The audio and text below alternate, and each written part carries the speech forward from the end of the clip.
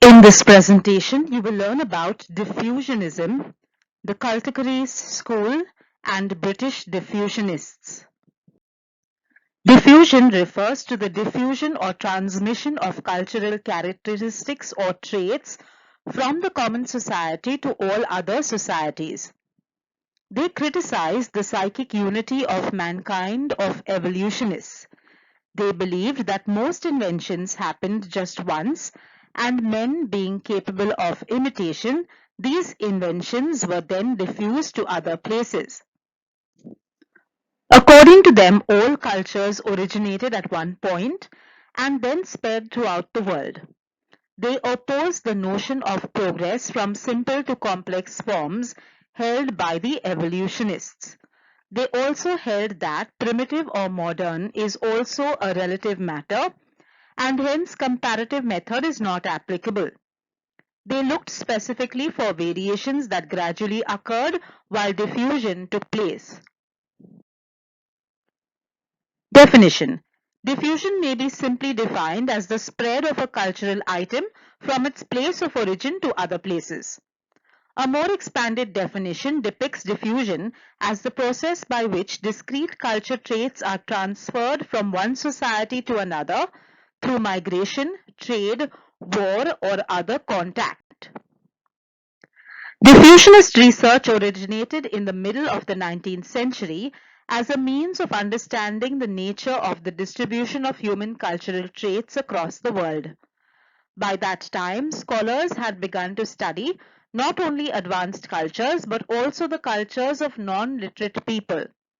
Studying these very diverse cultures stimulated an interest in discerning how humans progressed from primeval conditions to superior states.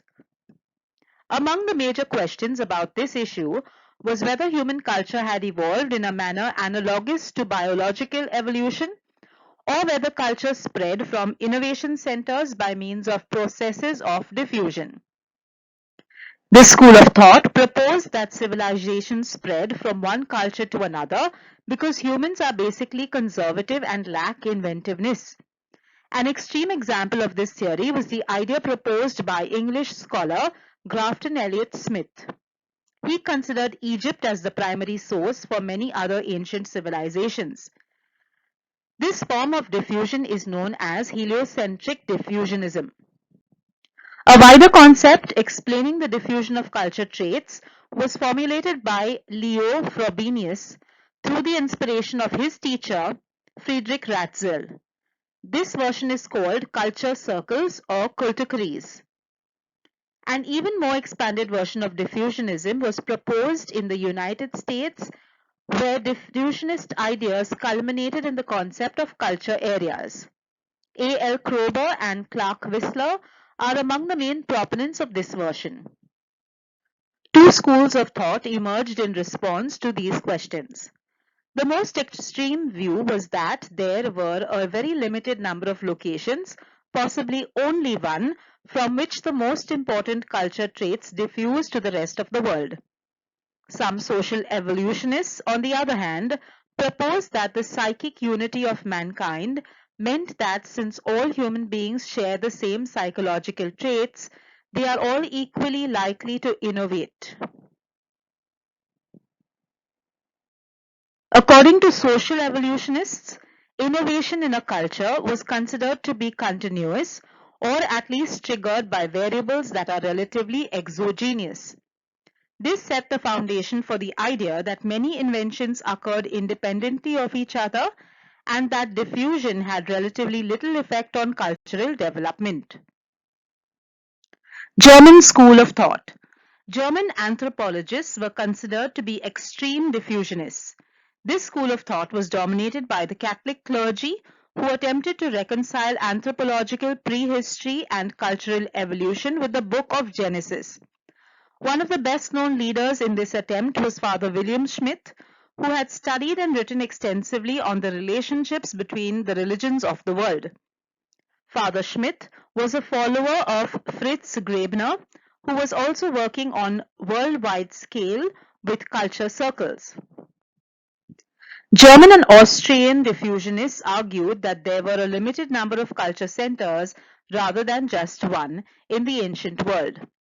Culture traits diffused not as isolated elements but as a whole culture complex due to migration of individuals from one culture to another. The Kulturkreis or Culture Circle school of thought, even though inspired by Friedrich Ratzel, was actually created by his student Leo Frobenius. This concept provided the criteria by which Graebner could study Oceania at first and 2 years later cultures on a worldwide basis.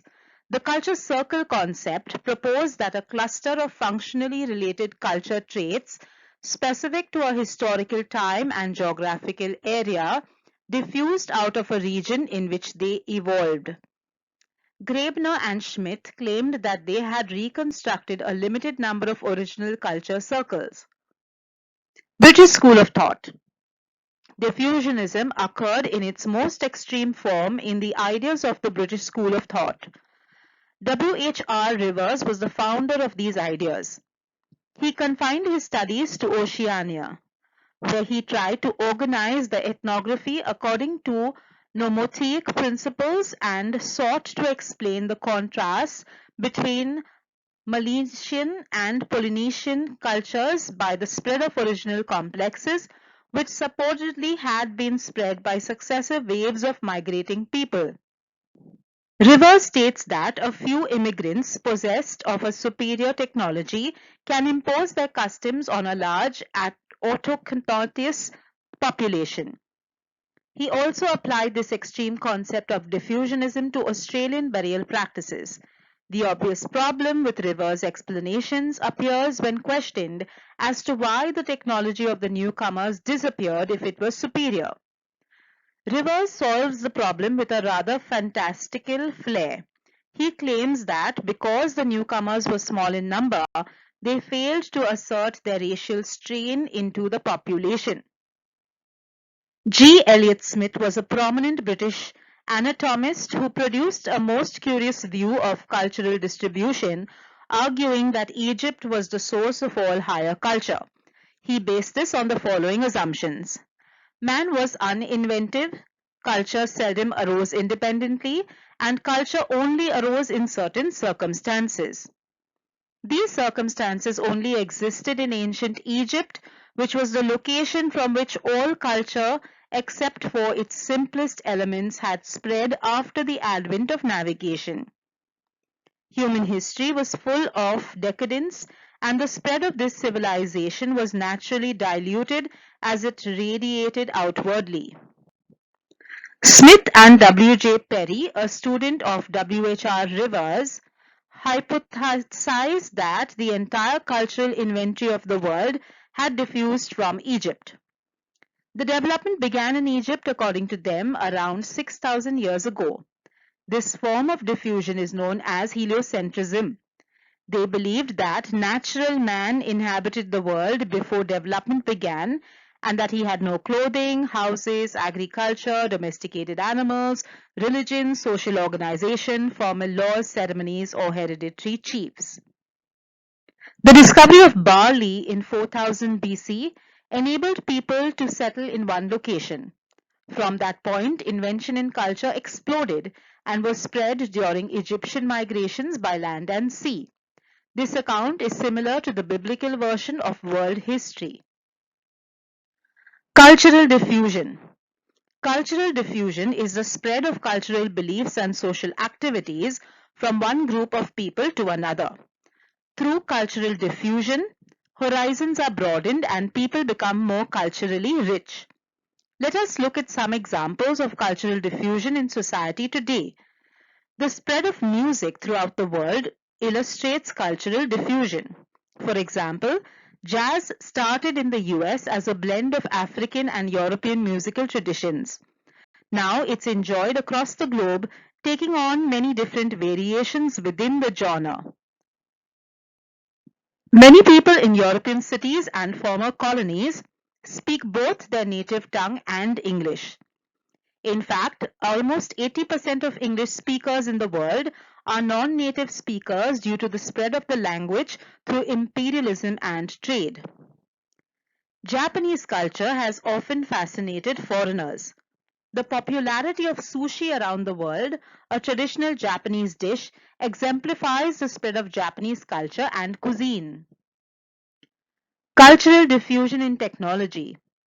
They say knowledge is power, and when one group of people develops an important element of technology that can benefit people across the globe, it's nice to see that information sharing takes place. Of course, in today's world, that can happen at lightning speeds. Let's take a look at technological diffusion through the years.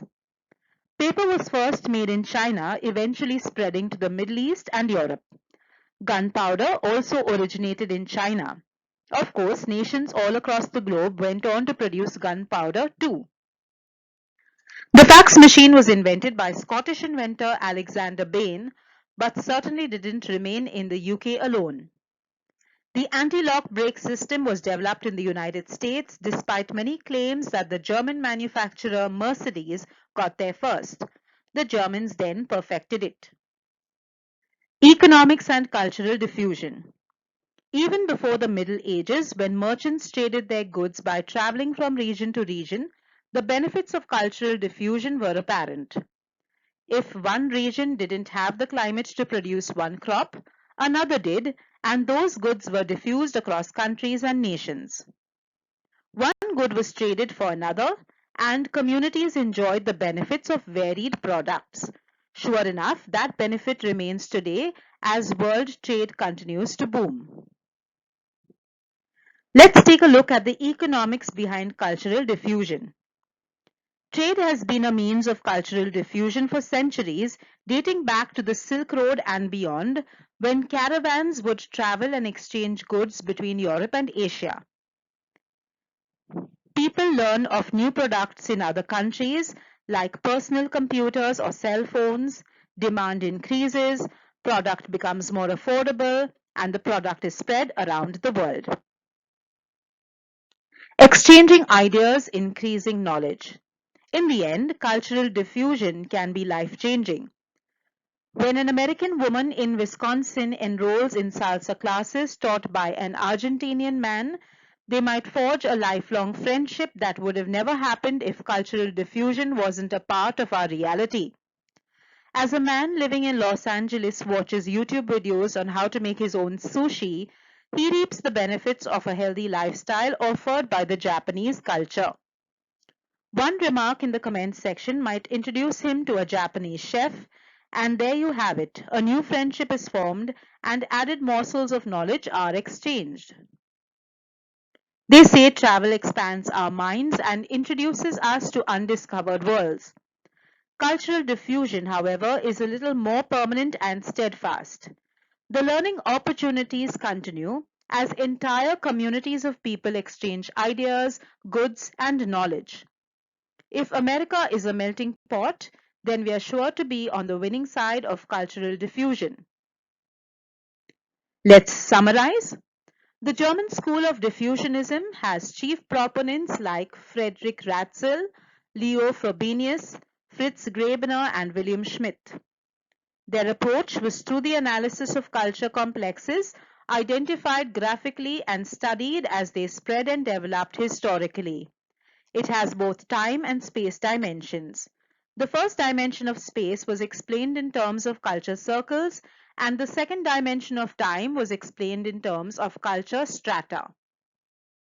The main proponents of British School of Diffusionism were G. Eliot Smith, William J. Perry, and W. H. R. Rivers.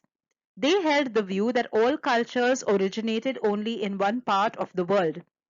Egypt was the culture center of the world and the cradle of civilization. Hence, human culture originated in Egypt and then spread throughout the world. They pointed to the pyramid-like large stone structures and sun worship in several parts of the world. The leading proponent of this extreme diffusionist school was Sir G. Eliot Smith. He claimed that Egypt was the source of culture and that every other culture in the world diffused from there, but that a dilution of this civilization occurred as it spread to increasingly greater distances. His theoretical scheme claimed that man is uninventive, so culture only arises under favorable circumstances. These favorable circumstances only existed in ancient Egypt. The diffusionist thought in America centered on culture areas which referred to relatively small geographical regions containing the contiguous distribution of similar cultural elements. The term culture area was first used by O.T. Mason, who identified 18 American culture areas. His ideas were elaborated by scholars like Clark Whistler and Alfred Kroeber, as well as Robert Louis. Thank you for watching the presentation. Do like, subscribe, share, and leave your comments about this presentation or any other topics you would like to learn more about.